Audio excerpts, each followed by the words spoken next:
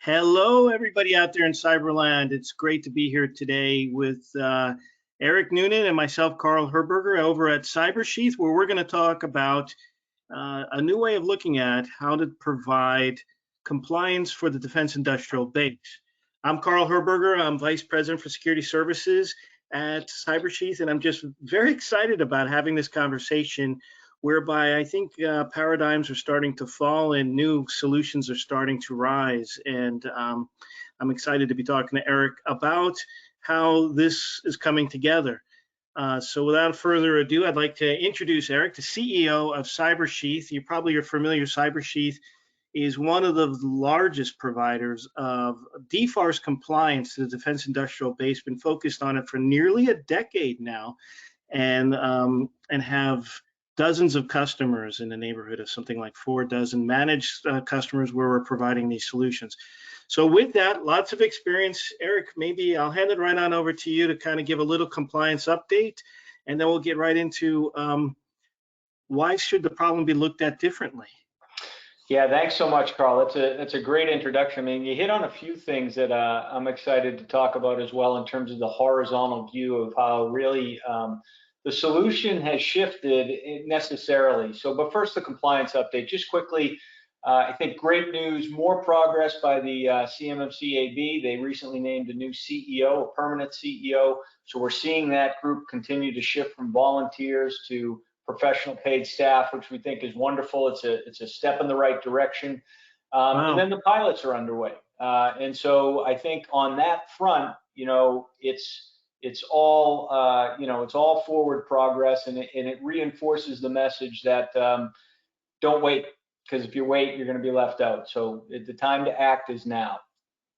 You know, I've had a lot of people in my community in cybersecurity talk to me about this idea that we've lived a year or more under a pandemic, as we're all aware of, and it feels like a great analogy for what's going on with the supply chain problem, that there's actually a cybersecurity problem that this actual law is attempting to solve.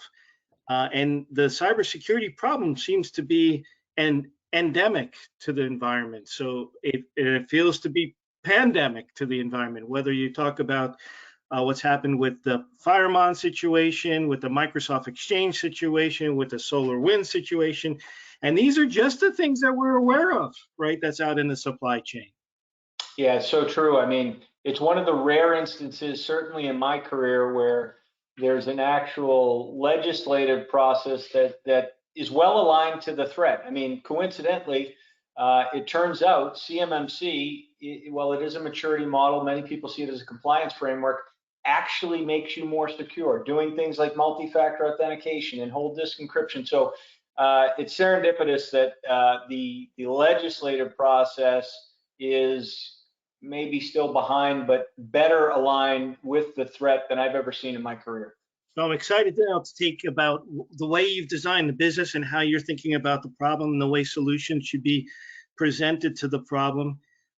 Because I do think really fundamentally it's a lot like the pandemic situation, in that there are some very significant steps that have to be done in order for all of us to come into better security, better actually have the ability to maybe evade the problem that's out there. And if we do get hit by the problem, how to actually address it.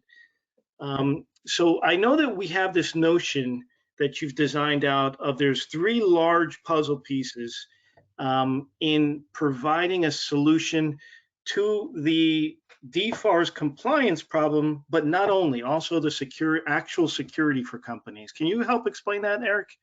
Yeah, I mean, that's exactly the right way to look at it, the actual security. So I think there was a time, and I think in many companies it's still this way, where these were truly vertical stovepipes: IT, cybersecurity, governance, maybe had internal audit compliance, and they occasionally collided with each other and maybe collaborated if you were lucky.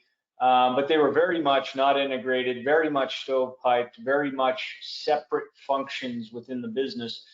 That doesn't work with CMMC. There's no way to achieve CMMC compliance without looking at this as a puzzle. And if you're missing one piece, you might as well be missing them all. because as we all know, CMMC is an all or nothing compliance framework.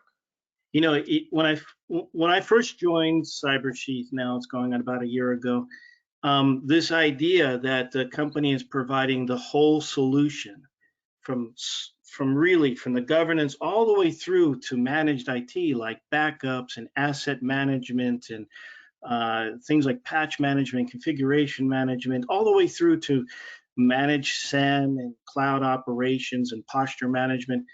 It seemed to me like too good to be true. Is it too good to be true? No, it's not. In fact, there's only one answer, we believe. I mean, think about it this way. So you're excellent at the IT piece. You have a great internal function you're very happy with. They're doing the patching, they're doing asset inventory, but you don't have the security piece. Okay, I'm going to go find an MSSP. They're going to monitor my network. They're going to do the incident response, the vulnerability management. You've nailed the security piece. Who's going to write your SSP to reflect what these two different groups are doing and integrate it into one SSP? Who's going to close your POEMs? Where's the DMARC for your POEM? So when you have a POEM like multi-factor authentication, does that go to the IT group or the security group? Who's accountable for that? So I think it's the only answer to the problem. You have to have IT, cybersecurity, and governance, and then it has to be integrated. Now, we'll meet you where you are. If you've got one of these puzzle pieces, we'll bring the other two to put it all together. If you've got none, we'll bring all three. But regardless of whether you're doing it yourself or you're doing it with partners, you have to have all three of these puzzle pieces. You know, and it makes sense to me. I know a lot of people would suggest that there's more and more concentration with one company in one basket, but this is like a pandemic that's out there in terms of the security threat. And it reminds me very much of what we've gone through, where we've had to go through re-looking at every single touch point we've had in our personal lives and evaluate the risk associated with every single thing that we do.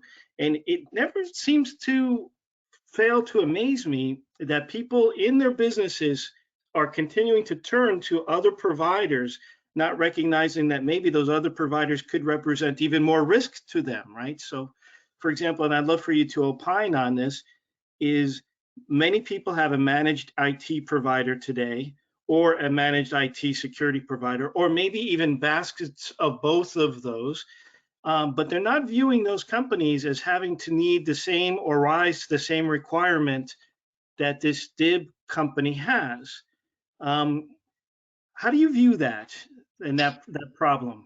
So I think that's an incredibly risk-friendly way to approach a problem like CMMC that has no margin for error.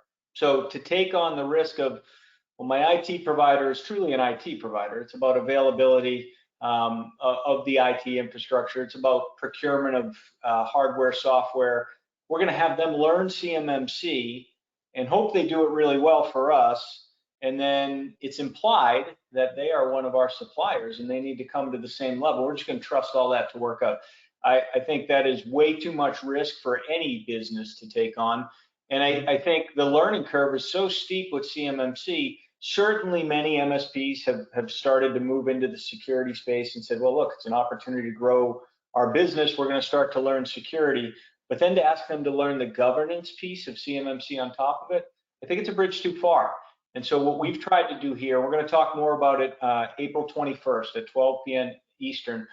We're really going to cover in that webinar these three puzzle pieces, but also the top 5 pain points so companies can put themselves on that journey to understand, yeah, actually, I viewed this as a cyber problem, but there's an IT component to it. And even when I solve that technically, I need to have the governance to document how I solved it and have continuous collection of artifacts for compliance. So we're gonna try and put that all together April 21st in this webinar, and I know you'll be joining me, Carl. Absolutely, and I'm really excited about it. I can't tell you how excited I am about that webinar because I don't think it's often that you have the ability to actually understand that there's been many roads that have been tried, and here are the roads that are failures, and here are the roads of success. And we're going to attempt to actually help you navigate those roads as we go forward. So I'm very excited about that. April, let's see, we have 21st. April 21st at 12 p.m. Eastern. I had I had it as April 12th. This is my dyslexia.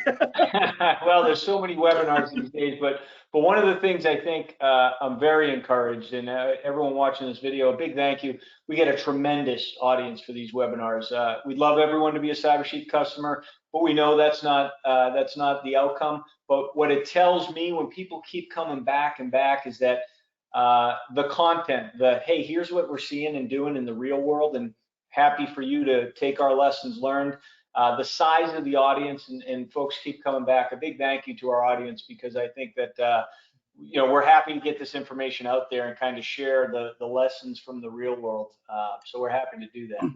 I know it'll be a perfect webinar if you're a small company, if you're a big company, if you're thinking about enclaves and how to enclaves factor into this, if you're dealing with how do you wrestle by taking these puzzle pieces that you have and bringing them closer together so that they actually work and they function.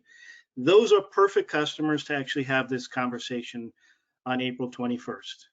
Yeah, that's a great teaser. We're going to end it there on the enclave point, because we have a lot to say about enclaves at this webinar. I've seen a lot of solutions in the market that are maybe short of compliance. It certainly probably meets the definition of an enclave, but I'm not sure it's going to get you fully compliant. So that's your teaser. If you want to learn more about enclaves and how we've used them successfully in our customers, join us April 21st. Carl, thanks so much. Yes, I look forward to seeing everybody there. Thank you. Bye-bye. Bye-bye.